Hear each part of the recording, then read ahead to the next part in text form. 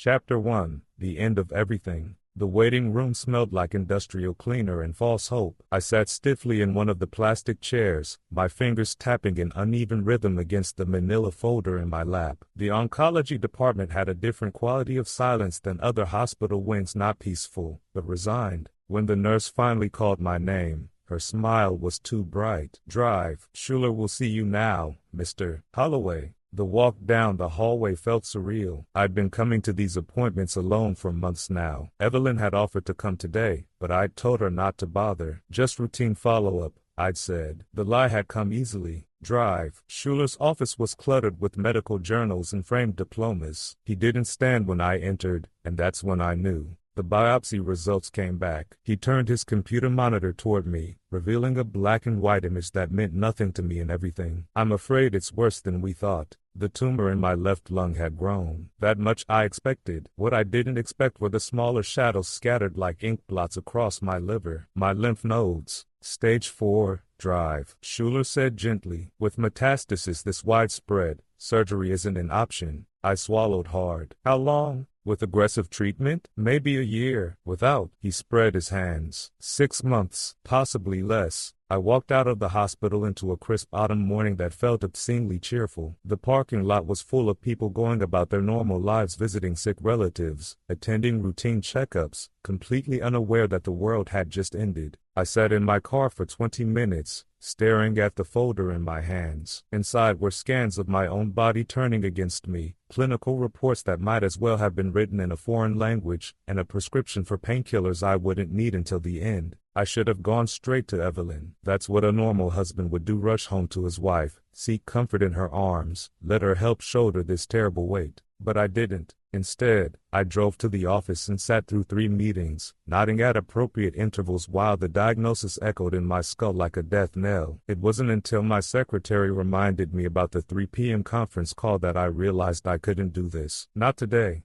The house was quiet when I arrived. Evelyn's Mercedes was in the driveway, which surprised me. She usually played tennis with her girlfriends on Thursday afternoons. I let myself in through the garage, my dress shoes clicking against the tile floor. The kitchen smelled like the lemon-scented cleaner Evelyn favored. Everything was spotless, as always. That's when I heard it. A laugh, Evelyn's, but not the polite, measured chuckle she used at dinner parties. This was the unrestrained, breathless laughter I hadn't heard in years. And then a man's voice, young, confident. The sound came from upstairs. My feet moved without conscious thought. The wooden stairs creaked under my weight, but the laughter continued, undisturbed. Our bedroom door stood slightly ajar. Through the gap, I saw them. Evelyn, my wife of 30 years, naked and flushed, her fingers tangled in the hair of a man who couldn't have been older than 25. They were on our bed, the same bed we'd shared since buying this house, the same bed where we'd made love just last week. The man had his back to me, his tan skin a stark contrast against Evelyn's pale limbs. He said something I couldn't hear, and Evelyn laughed again, the sound like a knife twisting in my gut. I must have made a noise because her head snapped up. Her eyes, those beautiful green eyes I'd loved for decades, widened in shock. "Michael." The young man turned, and for one surreal moment, we locked eyes. His were an unsettling shade of blue, familiar in a way I couldn't place. I didn't say a word, didn't yell, didn't even step fully into the room. I just turned and walked away. Behind me, Evelyn called my name, her voice rising in panic, but I was already moving down the stairs, through the kitchen, out the back door. The folder from the oncologist was still in my hand. I sat on the patio bench we'd bought last summer, the one Evelyn had picked out from that fancy garden center she loved. The afternoon sun warmed my face as I opened the folder and read the diagnosis again. 6 months. From inside the house, I heard the frantic murmur of voices, the sound of drawers opening and closing. Evelyn would be throwing on clothes, preparing her excuses, trying to figure out how to spin this.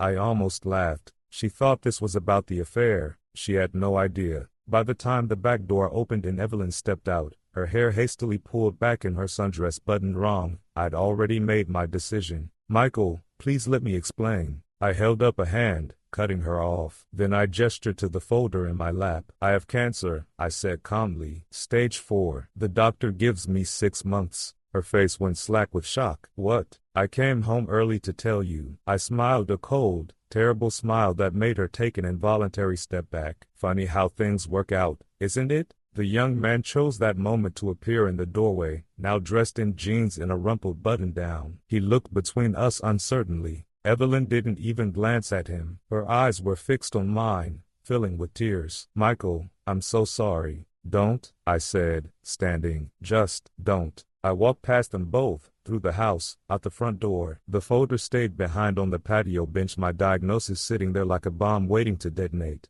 I had 6 months to live, and every intention of making them count. Chapter 2, The Unraveling. The leather seat creaked as I settled into the back of the town car. Rain had begun to fall, streaking the windows in jagged lines that distorted the world outside into something unrecognizable. "Where to, Mr. Holloway?" I met my driver's eyes in the rear-view mirror. "The Windsor." As the car pulled away from the curb, I watched our home shrink in the distance. Evelyn stood framed in the doorway, one hand pressed to her mouth. Even through the rain, I could see the tremble in her shoulders. Good. The Windsor Hotel had been my sanctuary for years, a place where I conducted discreet business meetings, where I sometimes spent the night after working late, where the staff knew better than to ask questions. My usual suite was available. The moment the door closed behind me, I poured 3 fingers of Macallan and pulled out my phone. 3 hours later, I knew everything. Daniel Carter, 26 years old, junior associate at Wellington Strauss, graduated top of his class from Columbia Law, single, no social media presence beyond a bare-bones LinkedIn profile, and most interesting of all, son of Richard Carter. The name hit me like a punch to the gut. Richard Carter had been my first major client back when I was just starting out in investment banking, a brilliant engineer who'd patented a revolutionary battery design. I'd helped him secure funding, guided him through the early stages of his company, until the deal that went bad, until the night Richard drove his car off a bridge after learning his patents and his life's work had been legally stripped from him through a series of maneuvers I'd orchestrated. A suicide, the papers called it. I'd attended the funeral, even made a generous donation to the widow. That was 22 years ago, long enough for a son to grow up, to go to law school, to seek out the woman married to the man who destroyed his father. The glass shattered in my hand before I realized I'd clenched my fist. Scotch and blood dripped onto the hotel carpet. This wasn't an affair, it was revenge. And Evelyn, my sweet, clever Evelyn, had fallen right into his trap. I washed the glass shards from my palm under the bathroom faucet. The cut wasn't deep, but it stung like hell. As I wrapped it with a hand towel, my phone buzzed. Unknown caller. I answered. "Mr. Holloway." The voice was smooth,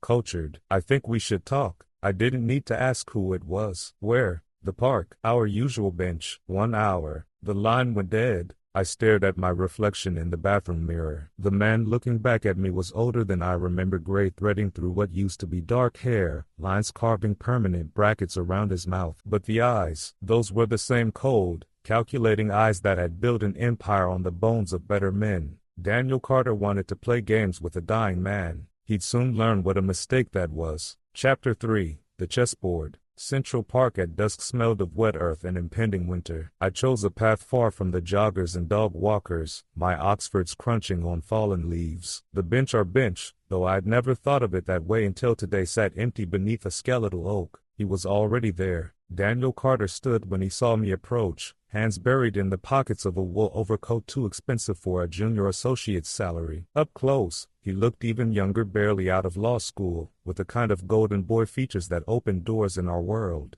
But his eyes gave him away. That same icy blue I'd recognized in my bedroom. Richard's eyes. "You came." His breath fogged in the chill air. I remained standing. "Let's skip the pleasantries. What do you want?" A slow smile. "Justice. For your father." It wasn't a question. The smile vanished. "You remember him?" "I remember every deal." I sat finally, the cold wood biting through my trousers. "Your father was brilliant, but naive. Business isn't fair, Daniel. He trusted you." The outburst startled a nearby squirrel. Daniel regained control instantly, another skill he'd honed for this moment. "You made him sign over control right before the tech boom. Left my mother with nothing but debt." I studied his face, seeing the boy he must have been grieving, furious, marking the years until he could strike back. "And Evelyn? Was she part of the plan?" A muscle twitched in his jaw. "At first, then you fell for her." I laughed, the sound hollow. "Christ, you're just like your father, sentimental to the core."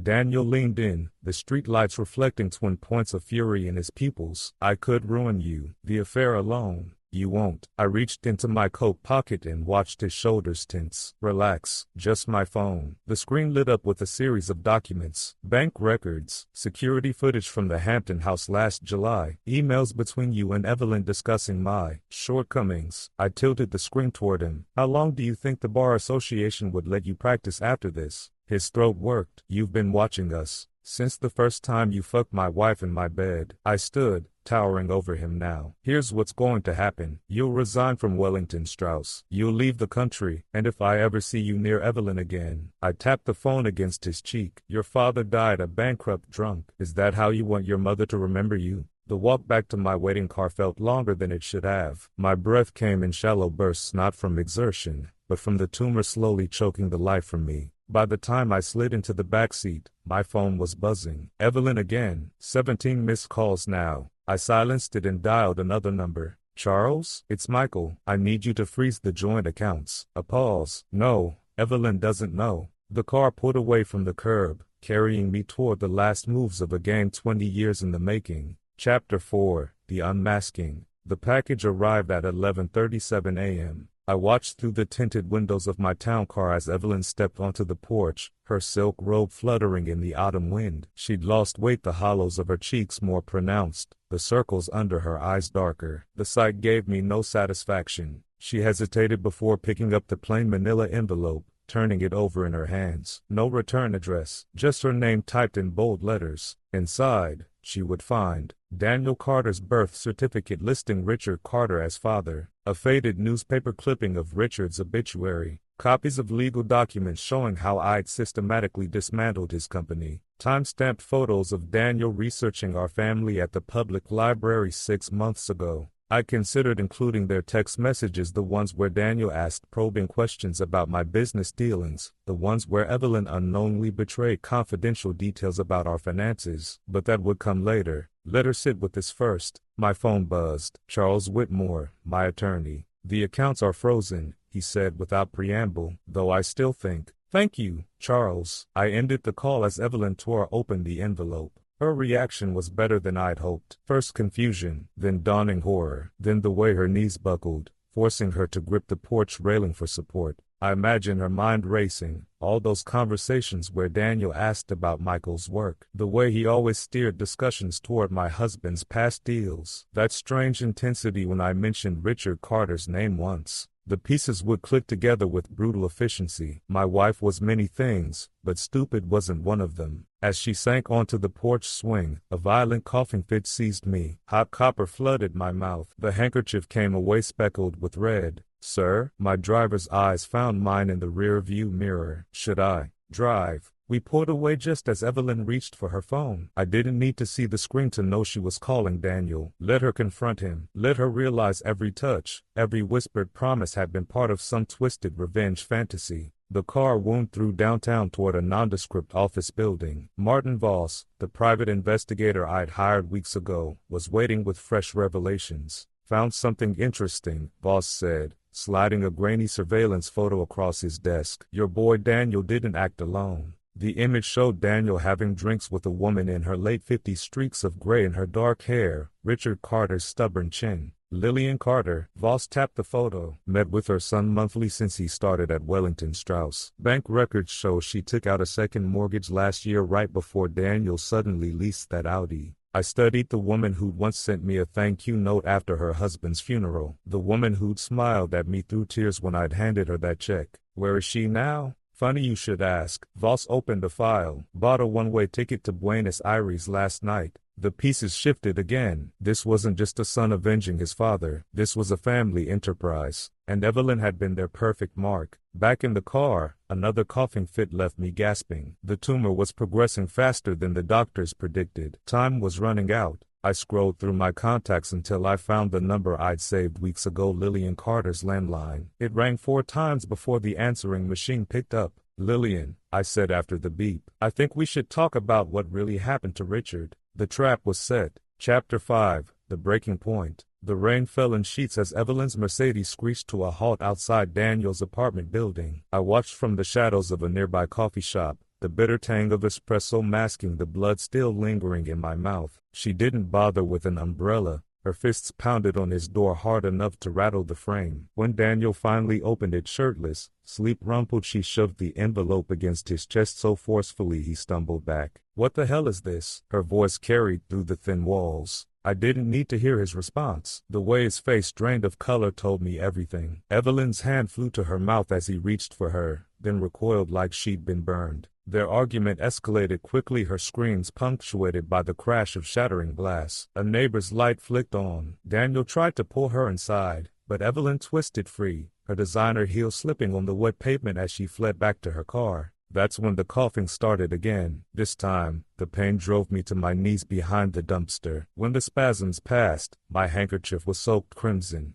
I barely made it back to the Windsor before collapsing. The concierge took one look at me and called the house doctor, a discreet arrangement for guests who required privacy. "Mr. Holloway, drive," Levin murmured as she examined me. "You should be in the hospital." I waved her off. "Just the antibiotics." She pursed her lips but handed over the vial. "These will only mask symptoms. The tumor is irrelevant." I swallowed 2 pills dry. "How long?" Her silence was answer enough. The pre-dawn hours found me parked outside Lillian Carter's modest colonial. The security system was outdated, a fact I confirmed weeks ago. It took 30 seconds to disable. Inside, the house smelled of lemon polish and stale grief. Richard's framed patents still hung in the study. His Yale diploma, the wedding photo where he looked so damn hopeful it made my teeth ache. The real prize was in Lillian's bedroom closet, a fireproof lockbox hidden beneath winter coats. The combination took 3 tries. Richard's birthday, the day he'd filed his first patent, the date of his death. Inside, a decade's worth of bank statements showing suspicious deposits. Surveillance photos of Evelyn and me dating back 5 years. A handwritten list titled Michael's Vulnerabilities in Looping Feminine Script. And at the bottom, the most damning item of all, a faded life insurance policy taken out in Daniel's name just before he'd started at Wellington Strauss. The pieces snapped together with chilling clarity. This wasn't just about ruining me. They'd planned to inherit. My hands shook as I photographed each document. The pain in my chest had nothing to do with the tumor. The first rays of sunlight were staining the horizon when I placed the final call. "Charles," I said, watching Lillian's bedroom window through the trees, "I need you to draft new wills. All assets to the Holloway Foundation effective immediately." A pause. "And Charles? Make sure Evelyn gets nothing."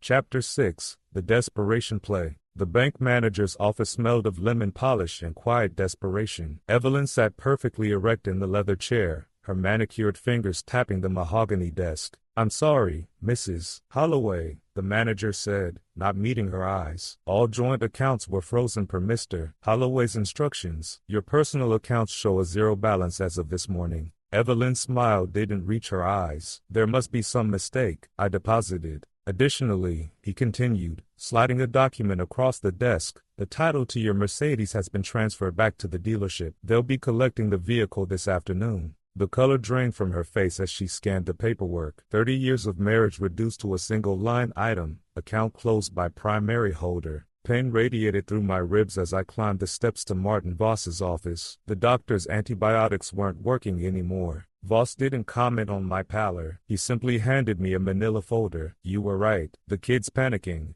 Inside were photos of Daniel entering my home at 3:17 a.m. Security footage showed him methodically searching my study, photographing documents, before finally pocketing Evelyn's jewelry box. But the real prize was the last image, Daniel handing a thick envelope to a gaunt man outside a Chinatown pawnshop. Enhanced surveillance showed crisp hundreds changing hands. "Recognize him?" Voss asked. I studied the gaunt man's face, the prison tattoos peeking above his collar, the distinctive scar across his left eyebrow. Marco Salvatore, a mid-level enforcer for the Genovese family. My old college roommate's problem, not mine. Until now. "Salvatore specializes in untraceable firearms," Voss said quietly. The implication settled over me like a shroud. Daniel wasn't just stealing, he was arming himself. I slid the folder back. "Where's Lillian?" Flight 227 to Buenos Aires departed at 6:05 a.m. But here's the kicker: Voss produced a boarding pass copy, purchased with your American Express black card. A laugh tore through me, ending in a coughing fit that left bloody spatter on my sleeve. Of course, the Carters had planned their exit strategy years ago. They'd just miscalculated who would be left holding the bag. Evelyn found me at the Windsor that evening. She looked hollowed out, her Chanel suit wrinkled, hair escaping its chignon. The diamond tennis bracelet I'd given her for our 25th anniversary was conspicuously absent. "Michael," she breathed, reaching for me. I stepped back. "You look like hell." Her composure shattered. "They've taken everything. My cards, the car, even your lover?" I finished. "Did you finally realize he was playing you?" Tears streaked her mascara. "I didn't know who he was. I swear." "Save it." I tossed her the surveillance photos. "Your boy Daniel met with a mob enforcer today, after stealing from our home." Her hands trembled as she flipped through the images. When she reached the last one, Daniel accepting a small package from Salvatore, her legs gave out. I caught her before she hit the floor. The scent of her perfume, that ridiculously expensive Clive Christian she loved, unlocked a memory. Our 10th anniversary, dancing barefoot on a Santorini balcony, her laughter mixing with the Aegean wind. The tumor chose that moment to remind me of its presence. White-hot pain lanced through my chest as I collapsed onto the sofa, gasping. Evelyn's shock morphed into horror as she saw the blood on my lips. "Oh God." "The diagnosis, it's real?" I nodded weakly. For the first time in 30 years, I saw genuine terror in my wife's eyes. Not for herself, for me. That's when the gunshot shattered the suite's window. Chapter 7, The Bloodied Matriarch. The gunshot's echo still rang in my ears as Evelyn threw herself over me, her body shielding mine. Shards of crystal from the shattered chandelier rained down around us like deadly snowflakes. "Stay down," she hissed, pressing me into the carpet with surprising strength. Through the ringing in my ears, I heard the distinctive click of a round being chambered, a sound I recognized from hunting trips with my father decades ago. Evelyn's breath came in short, panicked bursts against my neck, then silence. No second shot, no footsteps, just the distant wail of sirens growing closer. Evelyn finally lifted her head, her cheek streaked with blood from a flying glass fragment. "He's gone." I tried to sit up, but the tumor had other ideas. White-hot pain lanced through my chest as I collapsed back onto the carpet, coughing up a fresh wave of blood.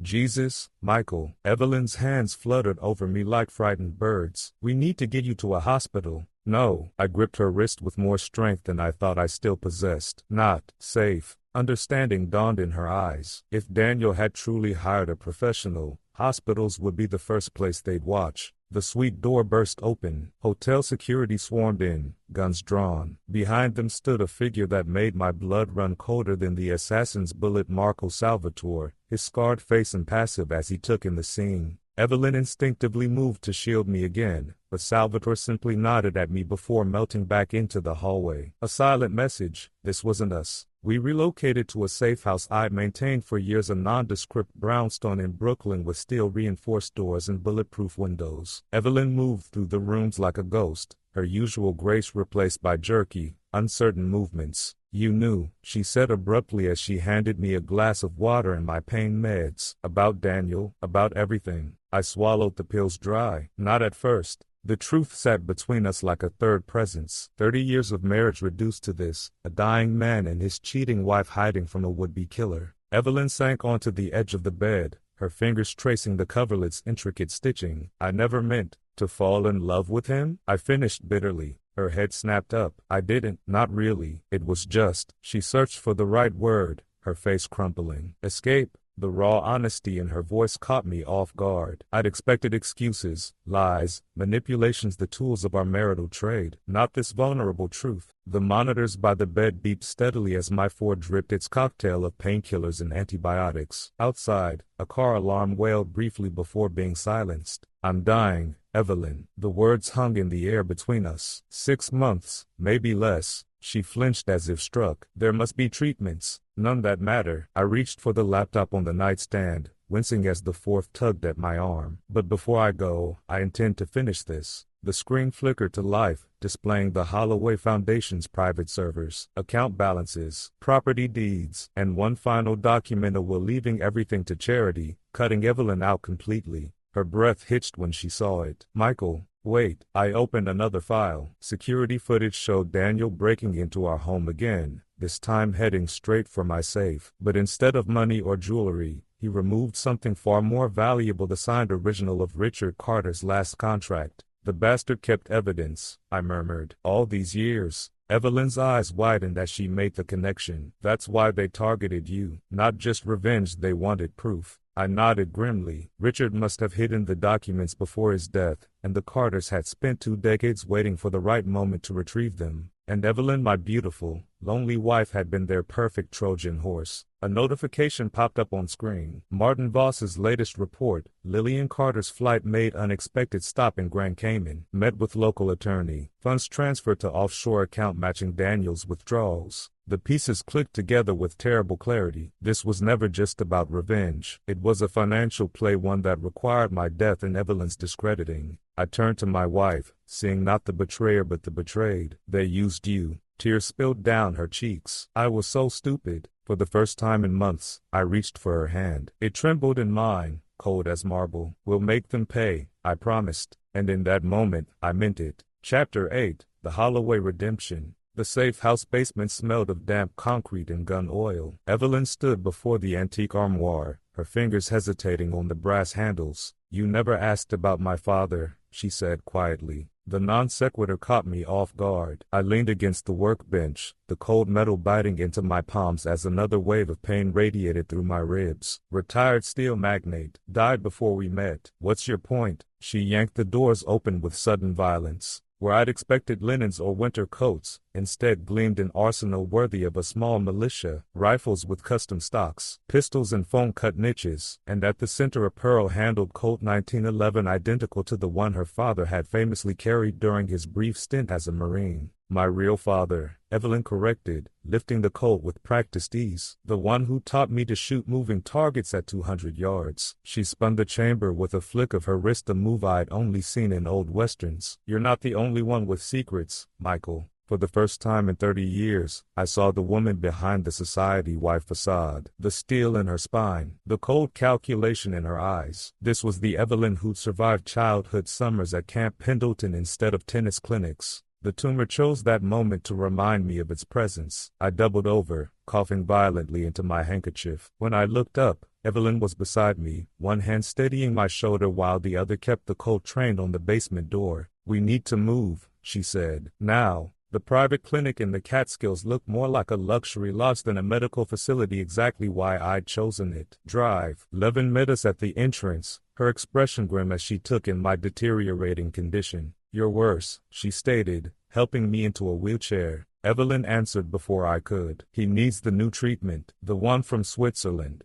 Drive. Levin's eyebrows shot up. That's highly experimental, and highly compensated. Evelyn produced a black credit card I didn't recognize. Whatever it takes. As they wheeled me toward the sterile white room, Evelyn kept pace, the Colt now concealed in her designer handbag. The scent of her perfume, something darker than her usual floral notes mixed with the antiseptic hospital smells. You never told me, I managed between oxygen hits. Her lips curved in a humorless smile. You never asked. The truth settled over me like a shroud. All these years, I'd married a stranger, a woman capable of far more than charity galas and gossip, a woman who might just be my only chance at surviving long enough to finish this. The drugs hit my system like liquid fire. As the medical team worked, Evelyn sat sentinel in the corner, her phone buzzing incessantly. It's done, she finally announced, showing me the screen. The security feed displayed our empty safe house now swarming with NYPD officers, and in the center of the frame, Daniel Carter in handcuffs, his face a mask of shock as they loaded evidence bags into a van. How? I rasped. Evelyn's smile was all teeth. Turns out Marco Salvatore owes my father's old platoon a favor. She leaned closer, her breath warm against my ear. The gun they found in Daniel's car? The same one used in last year's unsolved mob hit. The pieces clicked together. Daniel wouldn't see daylight for decades. And Lillian? I asked. Evelyn's phone buzzed again. A news alert. American tourist arrested in Buenos Aires for smuggling. The accompanying photo showed a haggard Lillian Carter being led away by Argentine federales. Flight records show she never left Cayman, Evelyn murmured. That's her double. She met my gaze squarely. The real Lillian is currently enjoying a private reunion with my father's former colleagues. The implication hung between us. Some debts couldn't be paid with money. As the drugs pulled me under, one final thought surfaced. I'd underestimated Evelyn for 30 years, but the Carters had made a far graver mistake. They'd underestimated her too. Chapter 9, The Devil's Bargain. I woke to the smell of jasmine and gunpowder. Evelyn sat perched on the edge of my hospital bed, cleaning the coat with practiced strokes. Morning light caught the silver streaks in her hair new since the shooting. She looked up when she heard my ragged breathing. "Welcome back." Her smile didn't reach her eyes. "You've been out for 3 days." The heart monitor beeped erratically as I tried to sit up. My body felt different, lighter yet somehow more fragile, and 4 bags of amber-colored fluid dripped into my arm. "The Swiss treatment?" My voice sounded alien to my own ears. Evelyn set the coat aside. "Not exactly." She handed me a tablet. The screen displayed medical charts I barely recognized, genome sequences, protein markers, experimental drug logs. At the bottom flashed a logo I'd only seen in classified defense briefings: Blackthorn Biotech. Pentagon Black Ops Project, Evelyn said quietly, extends terminal patients' cognitive function by 6 to 9 months while the body. She trailed off, her gaze dropping to my skeletal hands. "I'd die anyway," I finished. The pieces clicked together. "Your father's connections." A nod. "Last favor I'll ever call in." The monitor's steady beep marked the silence between us. 30 years of marriage reduced to this: a dying man and his lethal wife making deals with shadow governments. A knock at the door shattered the moment. Evelyn had the coat drawn before the second rap. "Who is it?" "Delivery for Mr. Holloway." The voice sent ice through my veins. "Marco Salvatore." Evelyn cracked the door, keeping the gun trained at chest level. Salvatore stood there holding a simple manila envelope, the same kind that had started this spiral. "From the Carters," he said, eyes darting to me. "They want to talk." Evelyn snatched the envelope and slammed the door. Inside we found a photo of Lillian Carter bound to a chair in what looked like a shipping container, a USB drive labeled Project Phoenix, and a single line of text on crisp stationery. "The truth will cost more than money." I plugged in the drive with trembling hands. The video that loaded showed a younger version of myself sitting across from Richard Carter in a restaurant I recognized, the Oak Room, 2001. Our voices were crystal clear. "Sign over the patents, Richard. It's just business. You're stealing 20 years of my life. Better than leaving your family destitute when this tech becomes obsolete." Then the killer line, my own voice, dripping with malice. "Or should I tell the SEC about your little accounting errors?" The screen cut to black. Evelyn's face had gone pale. "Michael, did you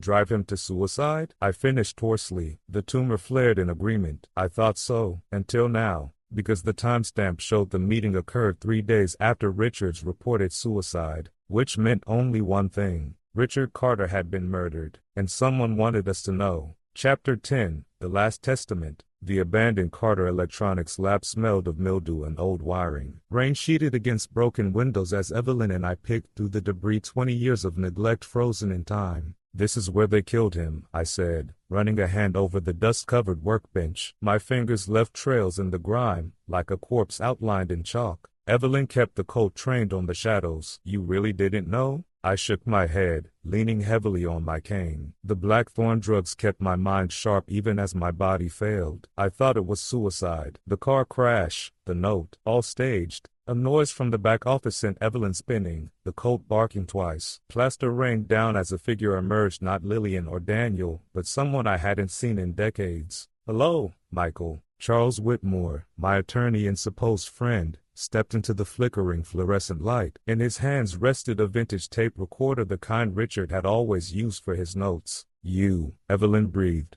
finger tightening on the trigger. Charles smiled, that same paternal expression he'd used when explaining estate law. "Richard was going to expose us all. The SEC bribes, the offshore accounts." He tapped the recorder. He recorded everything. The pieces crashed together. Charles hadn't just covered up Richard's murder, he'd orchestrated it. And when Daniel came digging for revenge, Charles had steered him toward me instead. "You used my family," I growled. Charles shrugged. "You were dying anyway. Thought we might as well clean house." Evelyn didn't hesitate. The coach's report echoed through the empty lab. Charles staggered back, clutching his shoulder, a deliberate wound. "Not lethal, not yet." "Wrong move, Charles," Evelyn said, advancing. "You forgot one thing." Charles collapsed against the workbench, blood seeping through his tailored shirt. "What's that?" Evelyn pressed the barrel between his eyes. "The Holloways always win." The final shot rang out as the first police sirens wailed in the distance. Epilogue. 3 months later, the Holloway Foundation's annual gala glittered with Manhattan's elite. Evelyn held court in a black Versace gown, the press lapping up her story of a grieving widow continuing her husband's philanthropic vision.